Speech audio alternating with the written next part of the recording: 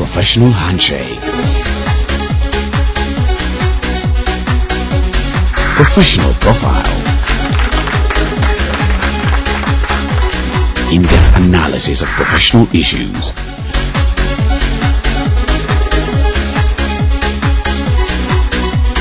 But here in Nigeria, it's difficult to actually sell our program to stations. You can't let one thing suffer from the other. Join Martin Zobu every week on this channel as he chats with the professionals on the program. A chat with the professionals.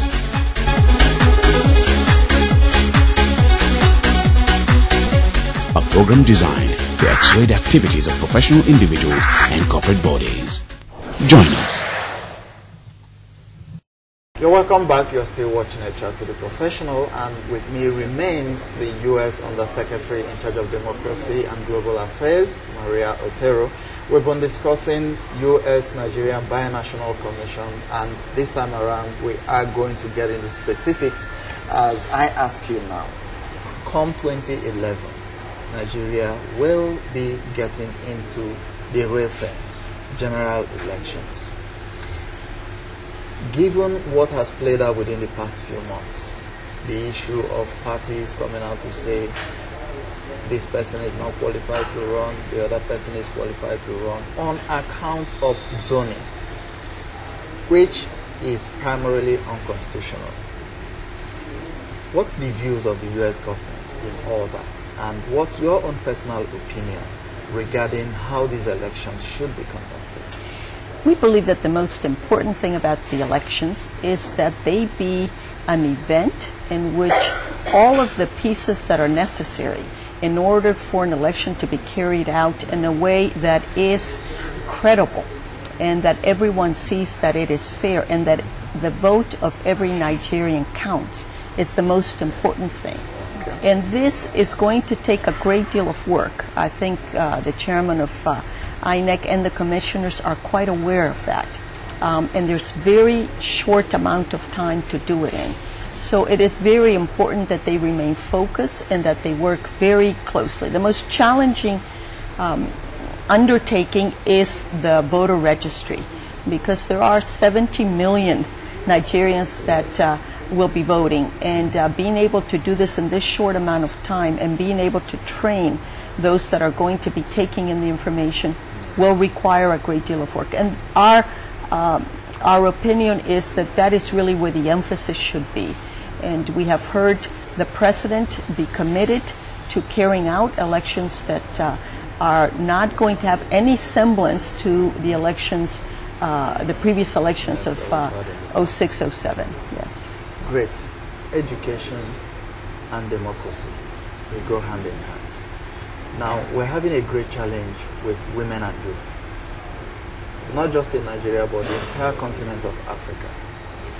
Incidentally, in Nigeria, we seem to be having a great challenge with the education of our youth. There's now this craze, to get rich quick, people not wanting to go through the normal process, the due process to earn a living.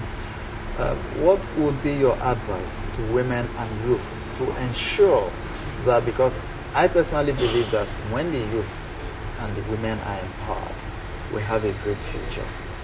How can we pull out the Nigerian women from the slumber? There is no question. There is no question. And Secretary Clinton, who is a great believer in the importance of empowering women, often says that you cannot develop a country if you leave half of its population behind.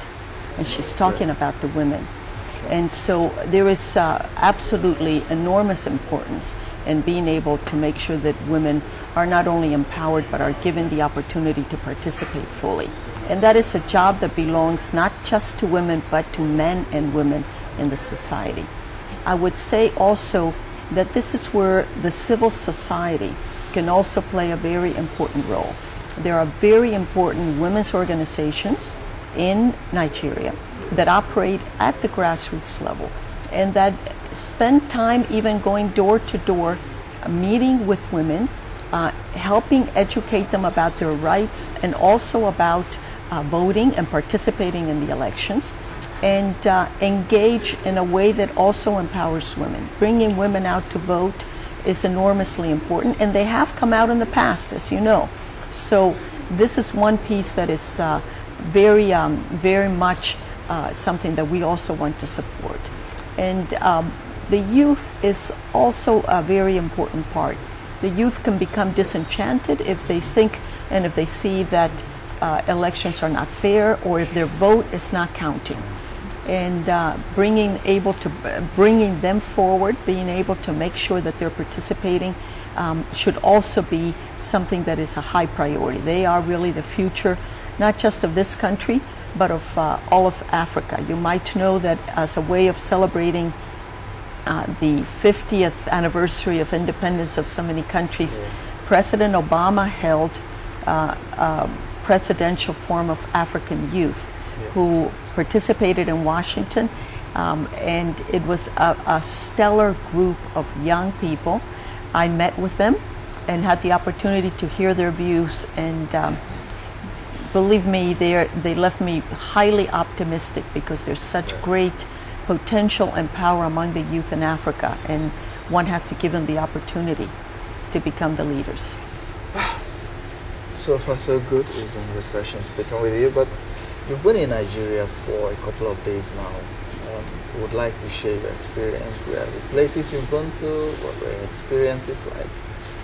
Well, I spent time first in Abuja, meeting with INEC and meeting with some other members of the government and others. But I also went to Kaduna State and met with the governor, and importantly met with the Regional Election Commission, because they are the ones that are doing the work of the elections on the ground, and they are the ones that could tell us every detail of how they will move forward, how many polling stations they have, how many people they will plan to register, and for us to be able to not only hear from them their concerns and the challenges that they're facing, but also to share our experiences, since one of the persons in my delegation was Rasha Hillman, who is one of the commissioners of the Electoral Board of the United States. So we could bring some of our own experience, some of the problems that we have in some of these areas.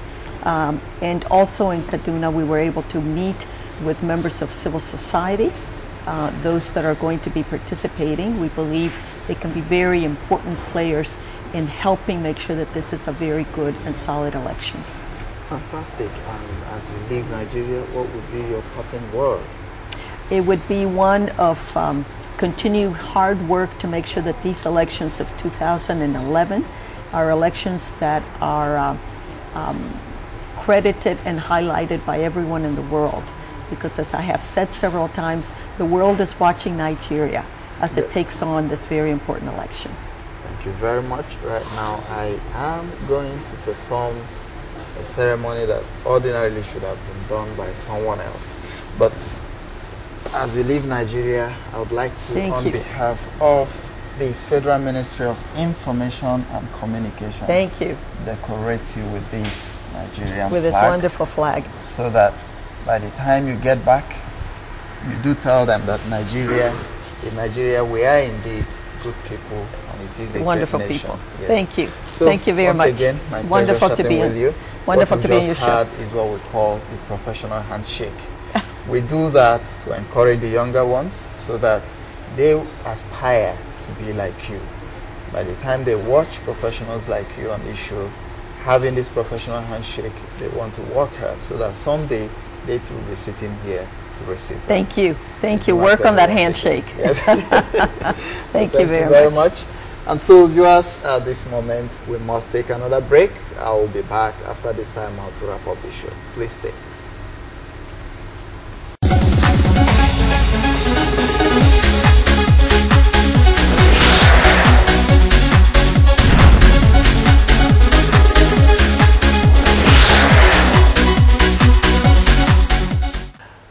Alright viewers, I'm afraid that's the much we can take on the show today, a chat to the professional.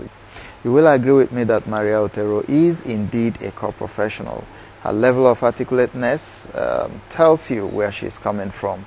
And all what I can say is Nigerian women do borrow a leaf from people like this. We also have in our own soil, the likes of Professor Ngozi Okonjo-Iweala at the World Bank. We also have people like Obieze Kwesili. We have the likes of Dora Akunyili.